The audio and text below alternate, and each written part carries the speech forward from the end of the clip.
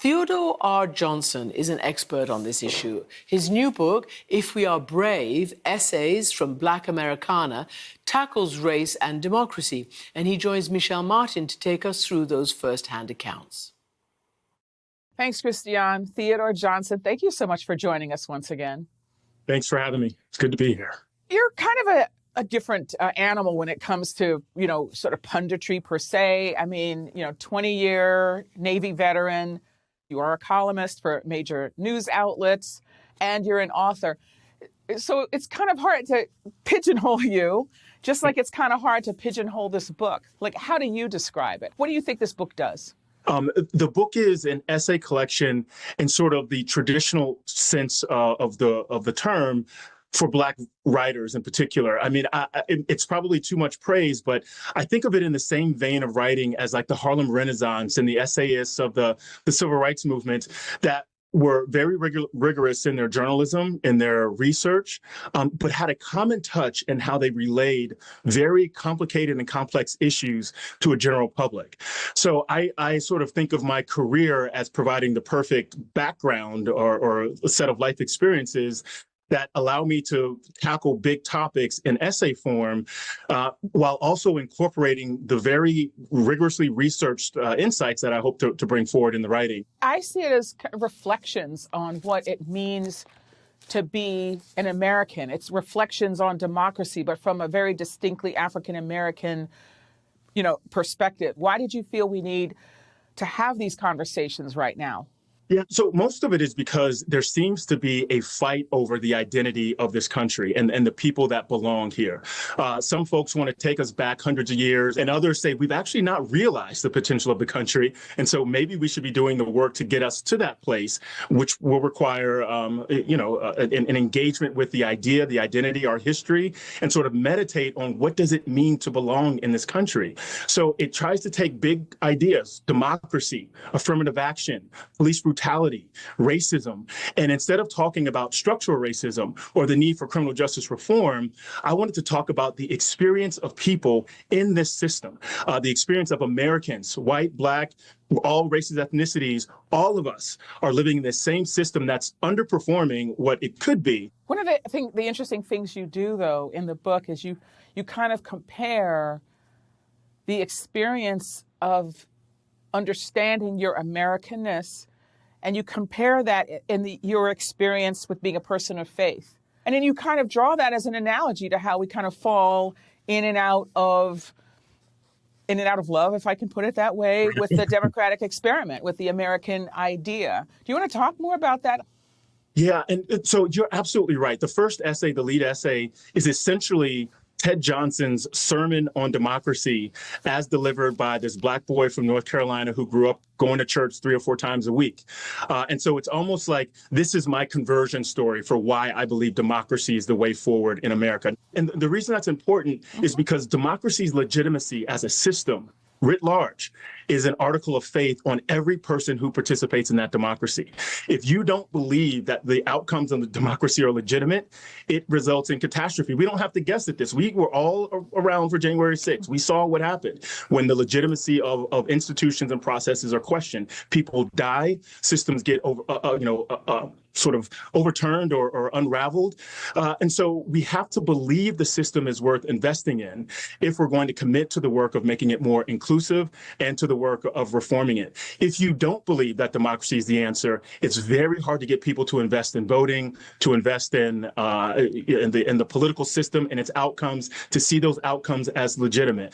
And that if we're committed to both the country and the process for improving the country, then outcomes can be better than if we don't believe in the country and believe that the system is no longer useful.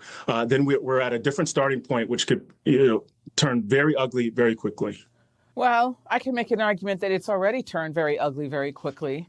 If you consider that on January 6th, people died. We're really lucky that more people didn't die, but a lot of people were hurt. A lot of people, particularly our first responders, lost their careers, if not their lives, because they were so badly injured they couldn't work again. It's ugly. But in the 1960s, a president was assassinated. A attorney general and presidential candidate was assassinated. Martin Luther King, Malcolm X, assassinated. Medgar Evers assassinated. Hundreds of protests in the summer of '68. The Vietnam War protests where students at Kent State were killed. So if we think January 6th was bad, our grandparents would say, children, you have seen nothing yet. And this book is both a meditation on democracy, but also a warning that if we don't heed history, if we don't heed the life experiences of those who came before us, we, as the old saying goes, we are doomed to repeat these things. And January 6th, then, instead of becoming this terrible day following a presidential election, becomes the beginning of a terrible decade, like the 60s, like the 1860s. And we've got an opportunity to avoid that outcome, but only if we get ahead of the problem now. I want to read something from the book. You say you're talking about your plea, your desire that people engage in this reimagination, as you put it. You said, reimagination, however, is tricky business. It arises from the premise that who we are is no longer sufficient or is deeply flawed in some way. Ego, whether personal or national, does not like confronting the truth. It's uncomfortable and invites an identity crisis. When a nation as large and diverse as the United States is overdue for a reimagination, those at the center of the national narrative are likely to feel threatened. I mean, you can understand why people who have been historically left out of the national narrative want in. But why should the people you're talking about here, who see themselves as threatened or being displaced or not wanting to be dominated, why should they participate in this kind of reimagination that you talk about? Well, if they truly believe in the founding ideals of the country, not lip service stuff, but if they truly believe in it, they don't have a choice.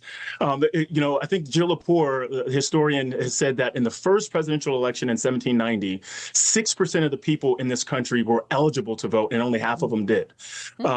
The story of our democracy is the story of excluded people seeking participation. And when they are denied that participation, they are also Americans. And Americans don't take lightly to be told, you're less than, you don't get to have freedom, it's just for these other people. You don't get to have liberty and rights or access to democracies for other people. So if they do not make democracy a more inviting exercise, if they do not make the country more inclusive, they will have to contend with the people they've excluded outside of democracy. We've had a civil war to answer this question. We've had the civil rights movement to answer these questions. People were lynched trying to get a better answer out of this question. Suffragists, abused and beaten trying to get better answers out of this question. But what never stops is the sort of spirit of progress. The second part of this, which sort of follows from the first, is we're a nation of 330, 40, 50 million people. And if you think that democracy is only for 70% of those 350 million people, you squander massive amounts of talent and capabilities of your populace. Countries do not thrive when they squander the thing that makes them special, unique, which is to say they're people. So not only will those people not stand idly by, but those at the top that want a prosperous America or want to sort of hog the benefits of this country for themselves will find that there's less benefits, less resources, less good feelings to go around when exclusion is your politics. But what about people who just don't see it that way and seem to believe, whether through force, through violence, through the ballot box, through domination, some kind of way that their narrowing of the American story is going to continue to prevail? What do you say to that? Yeah, so the first thing is on January 7th, January 8th, January 9th, a lot of the people saying that 2020 was an undecided election or a fraudulent election, on January 7th, 8th, and 9th, they were saying, how dare Donald Trump? This is beyond the pale. This is too far. And then what they learned was you don't get reelected. You don't have a chance in the Republican Party if you hold Donald Trump accountable for January 6th. And so they changed the positions they held on January 7th out of political expedience. Now, this is the kind of character that our political system incentivizes. That's a fault of both the system and those politicians, which leads to the second point, and sort of one of the major arguments in the book. This is why Black Americans have always insisted on a strong federal government enforcement of civil rights. Because if you leave it to the goodwill of our representatives or elected officials, you will be disappointed every time. when the folks who founded this country said, we don't have to worry about a republic or the electoral college or all these things, because the people that staff them are going to be patriots who are going to put justice and equality first and not put their partisan and faction leanings first. And they were wrong. They were wrong then, and they're wrong today. So let's talk a little bit about the current sort of political moment. One of the things that's interesting that we see, and you know, we'll find out soon enough whether this sort of pattern holds, but you do see increasing numbers of African-American men and Latino men seeming to be drawn to the Republican Party and to Donald Trump in particular. Why do you think that is? Yeah, I've got a few reasons for this. The first one is between 68 and 2004, Republicans averaged about 11 or 12% of the black vote in presidential elections. And then Barack Obama came along. And in 2008, Republicans get 4%. In 2012, they get 6%, about the same 6-7% in 2016, and then about 8% in 2020. So in between 2008 and 2020, it's gone from 4% of black voters choosing the Republican candidate to 8. So it's doubled. That makes it seem like, wow, Republicans are making inroads when in actuality, Barack Obama has left the stage. So that's one reason why we're seeing a little bit of an increase. Black Republicans who didn't want to vote against the black guy have sort of returned back to their voting habits pre-Obama. Here's a wrinkle that I think is new. It isn't the same folks returning. It's younger folks coming. And I think it's mostly younger black men. And the question is why. Some of that is because Trump presents as very hypermasculine, not in his sort of appearance or in his energy or vigor, but he presents as untouchable. The man has 34 felony convictions and may be president-elect in a month. There's something very masculine about doing whatever you want and having no comeuppance, paying no penalty for it. And so if you take young black men who have been told the police are out to get you, the democracy is unfair, the system is unfair, this idea that you can do what it takes to get forward and not be held accountable, or that no one's coming to get you, can be appealing. It's hyper-masculine in its untouchableness. And so that's some of it. The other part of it, and I think we're going to have to watch this. I'm Gen X. That means my parents were born during Jim Crow, and my grandparents were also born during Jim Crow. That meant in my generation, your grandparent was probably in the Deep South under Jim Crow. For Gen Z, their grandparent may be in Harlem or in Los Angeles or in Chicago. And that is a generation removed both from the South and from the civil rights movement.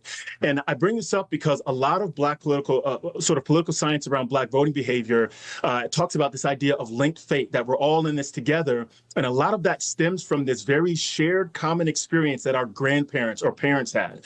And now that we're a generation or two removed from that shared experience, the idea that that kind of solidarity will be enough to hold black people together in the same party at a 90-10 clip, I think is outdated. The other thing that you hear is that some of younger voters just think that the Democrats haven't delivered.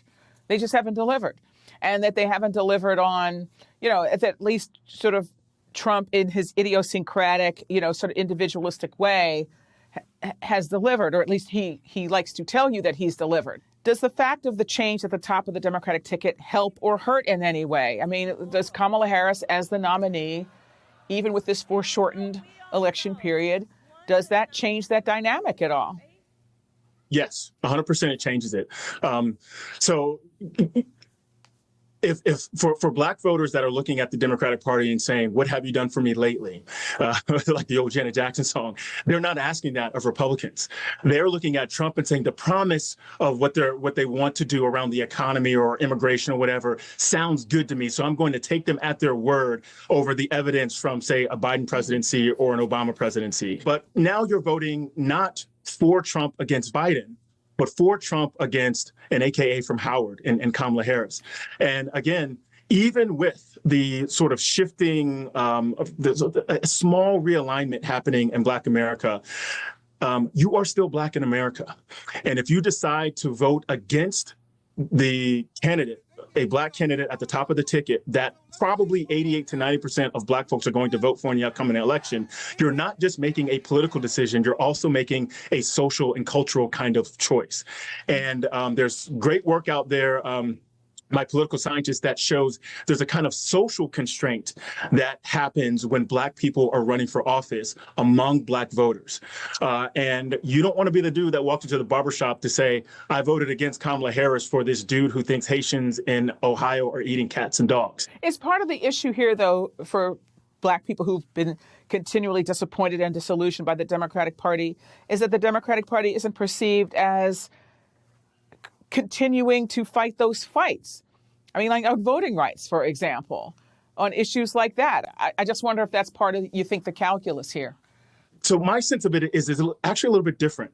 The latest numbers I've seen is about 1 in 5 Black folks identify as conservative, about 45% identify as moderate, and then about 1 out of 4 identify as liberal. And I think for a number of Black voters, and we saw this in the Democratic primary in 2020, they think the Democratic Party has gone too far left, and maybe be addressing concerns beyond race, and feeling like they've been left behind, despite the fact that they're the party's most loyal base. And so if we look at the primaries in 2020, Biden loses in Iowa, in New Hampshire, badly loses in Nevada, and then shows up in South Carolina, older Black voters, a little bit more conservative, and wins, and they rescue his campaign. Same thing Black voters in the South did for Bill Clinton in 92. And so if those are the folks that are putting these Democrats into the White House, if they think that president is suddenly going to lurch far left and accomplish a number of very, very progressive ideas that they didn't sign up for in the primary, which is why they voted for the moderate or even establishment candidates in previous primaries, the party has misread Black voters. And I think to some extent, it's maybe particularly in their rhetoric more than in their policy proposals, that has happened. So I think you're seeing more of a more pragmatic Black electorate rejecting the leftward lurch of the Democratic Party in some circles and the rightward, lurch of the Republican Party sort of as a party writ large, and are kind of left to sort of make sense of politics, given these two realities. So before we let you go, I am wondering of who you want to discover this book. Who do you want to read it, and who do you want to take it to heart? So that's a great question. This is as much for Black people to say, this is the conversation we've had in a million places. Let's get it on paper and sort of reflect on what it means in this moment, as it is for white audiences who only hear about race on cable news or in their echo chambers or in their sort of preferred social media, curated feeds on these different platforms. They should read this book, because this is how you understand racism in America. This is how you understand what Black people say when they say the police are racist, or that structural racism is the reason why there's such disparity in the country, and see it presented in a way that doesn't demonize the country and doesn't make Black people victims in the nation's story alone. Ted Johnson, thank you so much for talking with us once again. Thank you. Thank you so much.